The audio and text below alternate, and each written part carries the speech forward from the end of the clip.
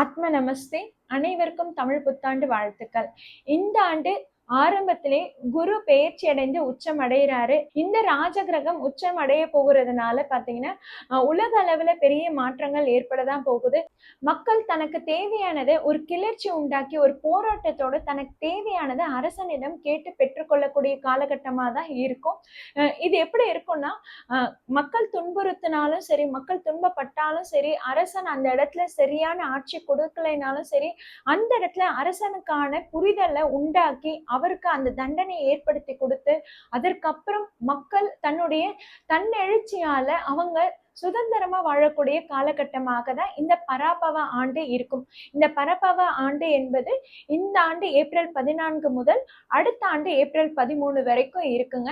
ஆக இந்த ஆண்டு பாத்தீங்கன்னா மக்கள் ஆரம்ப காலத்துல கொஞ்சம் துன்பம் அதிகமா அடைந்தாலுமே அதுல இருந்து அவங்க மீண்டு வெளிவருவாங்க. அரசும் அரசு அதிகாரிகளும் சரியான புரிதல் இல்லாம அவங்க அந்த ஆட்சியை நடத்தி வந்தாலும் சரி, மக்கள் அதற்கு தகுந்த பாடம் புகட்டின அப்புறம் அவங்களும் அவங்களுடைய ஆட்சி மாற்றத்தை ஏற்படுத்திட்டு மக்களுக்கு நல்ல வழியில உதவி பண்ணுவாங்க. நல்ல ஆட்சி பிற்காலத்துல ஏற்படுங்க.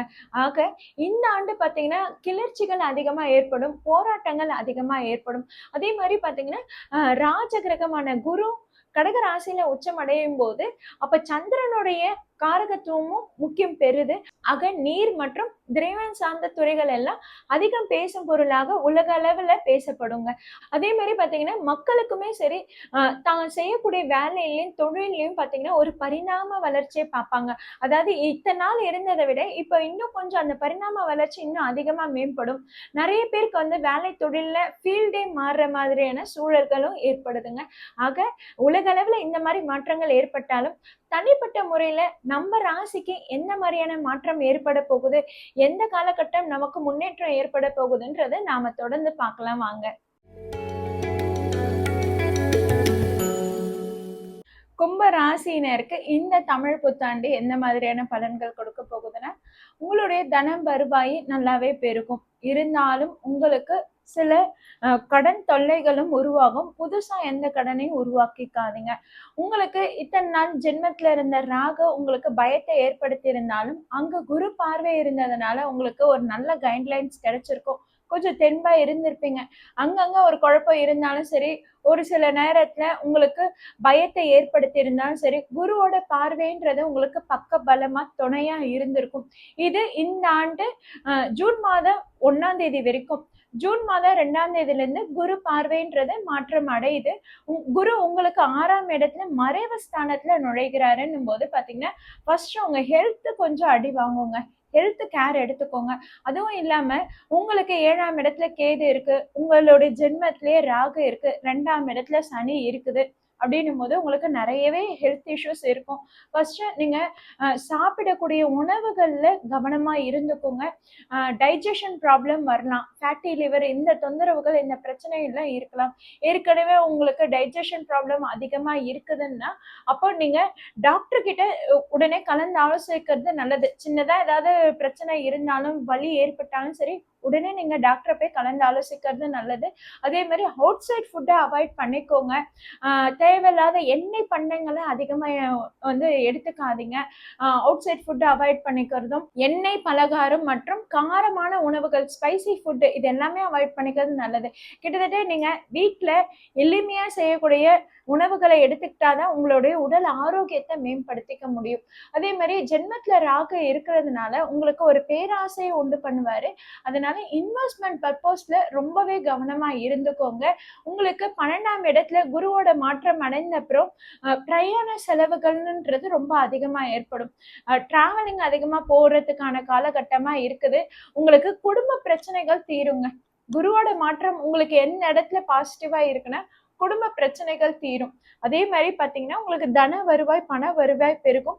வேலைக்கு யாருன்னா காத்துட்டு இருக்கீங்கன்னா கும்ப ராசினருக்கு வேலை அமையக்கூடிய சூழல் கண்டிப்பா இந்த பராபவ ஆண்டுல இருக்குதுங்க. அதாவது இந்த ஏப்ரல் 14 இருந்து அடுத்த ஏப்ரல் 13 வரைக்கும். இதுல நம்ம மாத பெயர்ச்சி ஒவ்வொரு மாதமும் பார்ப்போம் பாத்தீங்களா? அப்ப எந்த மாதம் உங்களுக்கு வேலை மாற்றத்துக்கு ரொம்பவே நல்லா இருக்கும்ன்றத நான் அப்ப பார்த்து சொல்றேன். பட் ஓவராலா இந்த ஆண்டு வந்து உங்களுக்கு தன வருவாய் ரொம்ப நல்லா இருக்குன்றதுனால கண்டிப்பா வேலையில நல்ல மாற்றம் இருக்கு. வேலையில எவ்வளவு தொந்தரவு இருந்தாலும் சரி, வேலையில எவ்வளவு குழப்பங்கள் இருந்தாலும் சரி, அலைச்சல்கள் இருந்தாலும் சரி, வேலை உங்களை விட்டு போகாது. உங்களுக்கு வருமானம் கிடைக்குது. நீங்க ஹெல்த்ல மட்டும் ரொம்பவே கவனமா இருங்க. அதே மாதிரி பாத்தீங்கன்னா ஜென்மத்துல ராகு இருக்கும்போது உங்களுக்கு வந்து பேராசையை உண்டு பண்ணுவாரா, அதே மாதிரி உங்க மேலேயே உங்களுக்கு கர்வம் அதிகமா ஏற்படும். அதாவது என்னால மட்டும்தான் இது செயல்படுத்த முடியும், என்னால மட்டும்தான் இதை செய்ய முடியும் அப்படின்ற கர்வம் உங்களுக்கு அதிகமா ஏற்படும். அந்த கர்வத்தை நீங்க நீக்கிறது தான் நல்லது. உங்களால மட்டும்தான் முடியும்ன்றது இல்லாம உங்களாலையும் முடியும்ன்ற அந்த எண்ணத்தை உருவாக்கிக்கோங்க. மற்றவங்களை யாரையும் கீழ்த்தரமா எடை போடாதீங்க. அவங்களாம் இவ்வளவுதான் லாக்கி, இதுக்குதான் அவ்வளவுதான் அப்படின்ற மாதிரி. ஏன்னா ஜென்மத்துல ராகு உங்களுடைய மனதை இப்படிதான் குழப்பத்தை ஏற்படுத்திடுவாரு. என்னாலதான் எல்லாம் முடியுன்ற அந்த கர்வத்தை உண்டாக்கி கொடுப்பாரு. இது எப்ப வரைக்கும்? டிசம்பர் 5 வரைக்கும். டிசம்பர் 5க்கு அப்புறம் 12ஆம் இடத்துல ராகு நுழையிறாருன்றதுனால நிறைய பேர் டிராவலிங்கான யோகம் கும்ப ராசினருக்கு இருக்கு. அப்போ கும்ப ராசியில இருக்கிறாங்க, வெளிநாட்டுக்காக முயற்சி எடுக்கிறீங்க, இல்ல வேற மாநிலம் போகணும்னு முயற்சி எடுக்கிறீங்க, வேலையில ஒரு மாற்றம் ஏற்படணும்னு முயற்சி எடுக்கிறீங்கன்னும் போது அப்போ உங்களுக்கு இந்த காலகட்டம் நல்லாவே பயன்படுத்திக்கலாம். டிசம்பர் 5ஆம் தேதியில இருந்து உங்களுக்கு வேலைக்கான மாற்றமும் அதே மாதிரி பாத்தீங்கன்னா பிரயாணங்கள் அதிகமா ஏற்படக்கூடிய காலகட்டமாவும் இருக்கு. அதே மாதிரி பாத்தீங்கன்னா பிரயாணங்கள் அதிகமா ஏற்படக்கூடிய காலகட்டமாவும் இருக்குது. ஆக கும்பராசினர் பிரயாணம் மேற்கொள்ளும் போதும் சரி, செலவுகளை உங்க கண்ட்ரோல்ல வச்சுக்கோங்க. 6ஆம் இடத்துல குரு இருக்கிறாருன்னும் போது பாத்தீங்கன்னா உங்களுக்கு தேவையில்லாத புது கடன்களை உருவாக்கி கொடுத்துருவாரு. என்னதான் 2ஆம் இடத்துல உங்க ராசி அதிபதி சனி வலுவாக இருந்தாலும், அந்த இடத்துல குரு பார்வை இருந்தாலும், உங்களுக்கு வருமானம் பெருகினாலும் சரி, 6ஆம் இடத்துல இருக்க குரு உங்களுக்கு செலவுகளை அதிகமா ஏற்படுத்தி கொடுப்பாரு. புது கடன் உருவாகக்கூடிய சூழலும் இருக்கு. ஏன்னா 6ஆம் இடத்துல குருவும் இருக்கிறாரு, அதுக்கப்புறம் கேதுவும் மாறி போகுது, 12ஆம் இடத்துல ராகுவும் இருக்குது. அப்போ உங்களுக்கு செலவுகள் கொஞ்சம் அதிகமாவே ஏற்படும் தான் சொல்லணும். அதே மாதிரி பாத்தீங்கன்னா ராகுவோட அமைப்புன்றது உங்களுக்கு 12ஆம் இடத்துல நுழையும் போது பாத்தீங்கன்னா தேவையில்லாத ஓவர் திங்க் அதிகமா ஏற்படும். அதே மாதிரி தூக்கங்கள் கெடும். சரிங்களா? இதை விட இன்னொரு முக்கியமான விஷயம் என்னன்னா, புது நபர்கள் உங்களுக்கு அறிமுகம் ஆவாங்க, புதுசா உங்களுக்கு ஃப்ரெண்ட்ஸ் கிடைப்பாங்க. அது மூலமா உங்களுக்கு பிரச்சனைகளும் அது மூலமா உங்களுக்கு தொந்தரவு அவமானங்களும் ஏற்படக்கூடும். அதனால புதுசா என்ன ஃப்ரெண்ட்ஸ் உங்களுக்கு அமையறாங்கன்னும் போது அவங்கள அப்படியே நம்பிடாதீங்க. அவங்கள நம்பி நீங்க ஏதாவது ஒரு செயல்ல ஈடுபடும் போது அது உங்களுக்கு அவமானத்தையும் தேவையில்லாத பிரச்சனையும் உருவாக்கி கொடுத்துரும். மேரேஜுக்கு லவ்வுக்கு எல்லாம் பாத்தீங்கன்னா உங்களுக்கு மே மந்த் வரைக்கும் நல்லா இருக்குங்க. அதுக்கப்புறம் பாத்தீங்கன்னா அது ஒரு பிரச்சனையும் சிக்கலையும் அதிகமா ஏற்படுத்தி கொடுக்குது. மேரேஜ் உங்களுக்கு மே மந்த்துக்குள்ள முடியலன்னா அதோட விட்டுருங்க. அடுத்த ஆண்டு ஜனவரி பிப்ரவரிக்கு அப்புறம் நீங்க அதற்கான முயற்சிகள் எடுங்க. அதுக்கப்புறம் ஜூன் ஜூலை மாதத்துல குரு மாற்றம் ஏற்படும் போது உங்களுக்கு நல்ல வரனாவே வரும். அதனால இந்த மாதம் மே மாதம் முடியலன்னா இதோட ஒரு வருஷம் நீங்க ஒதுக்கி வச்சிருறதே நல்லது. சரிங்களா? அதே மாதிரி பாத்தீங்கன்னா குழந்தைக்காக காத்துட்டு இருக்கீங்க, ட்ரீட்மெண்ட் ஏதாவது எடுக்கணும் அப்படின்ற மாதிரி அமைப்பு இருந்ததுன்னா அதை நீங்க ஜூன் மாதத்துல இருந்தே எடுக்க ஆரம்பிச்சிடலாங்க.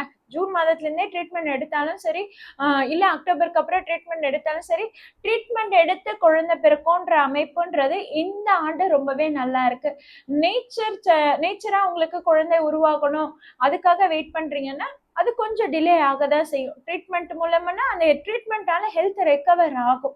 அதுதான் முக்கியமான விஷயம். ஆக கும்ப ராசியினர் ஹெல்த்ல கொஞ்சம் கவனமா இருந்துக்கணும். தேவையில்லாத ஹெல்த் இஷ்யூஸ் அதிகமா ஏற்படும். அதுவும் சாப்பாட்டு உணவுல நீங்க ரொம்பவே கவனமா இருந்திருக்கணும். ஃபுட் பாய்சன் ஏற்படக்கூடிய காலகட்டமா இருக்குது. அதனால்தான் இவ்வளவு அறிவுரையுமே. அதே மாதிரி படிக்கும் மாணவர்களும் கூட படிக்கிற பசங்க பிள்ளைங்க எந்த மாதிரி இருக்கிறாங்க அப்படின்றத பார்த்து பழகுறது நல்லது. குரூப் ஸ்டடிஸ் பண்ணும்போது கூட சரி, அங்க தேவையில்லாத ஒரு சஞ்சலம் ஏற்படும், தேவையில்லாத சங்கடங்கள் ஏற்படும். அவங்க எல்லாருமே குரூப் ஸ்டடிஸ்ன்ற பேர்ல வந்துட்டு சேர்ந்து கும்பல் அடிக்கிறதும் சரியா படிக்க முடியாத அமைப்பாகவும் தான் இருக்குது. அதனால தனியா படிச்சுக்கிறதே ரொம்பவே நல்லது. படிக்கும் மாணவர்கள் கண்டிப்பா உங்களுடைய படிப்புல இன்னும் அதிகமா கவனம் செலுத்தணுங்க. ஜூன் மாதத்துக்கு பிறகு எல்லாரையும் நீங்க அப்படியே கண்ணை மூடி நம்பிடாதீங்க. கொஞ்சம் கவனமா இருந்துக்கோங்க. செல்ஃப் அவேர்னஸ்ன்றது ரொம்பவே இம்பார்ட்டன்ட் இந்த 1 இயர் கும்ப ராசினருக்கு. மற்றபடி குடும்பத்துல இருக்க பிரச்சனை எல்லாம் சரியாகுது, ஃபினான்ஷியல் வைஸ் உங்களுக்கு ரொம்பவே நல்லா இருக்கு. நீங்க ஏதாவது இன்வெஸ்ட்மெண்ட் பண்ண போறதுல மட்டும்தான் நீங்க ரொம்பவே கவனமா இருந்துக்கணும். நீங்க எந்த மாதிரியான தெய்வ வழிபாடு பண்ணலாம்னா வனபத்ரகாளி அம்மனை வழிபாடு பண்ணலாம். அதே மாதிரி முனீஸ்வரன் வழிபாடு உங்களுக்கு இருக்குன்னா நீங்களும் அந்த முனீஸ்வரனை வழிபாடு பண்ணலாம். அதாவது உக்ர தெய்வங்களை நீங்க வழிபாடு பண்ணலாம். நரசிம்மரை வழிபாடு பண்ணலாம். நரசிம்மரை வழிபாடு பண்ணும்போது உங்களுக்கு நல்ல பலன்களை ஏற்படுத்தி கொடுக்கும்.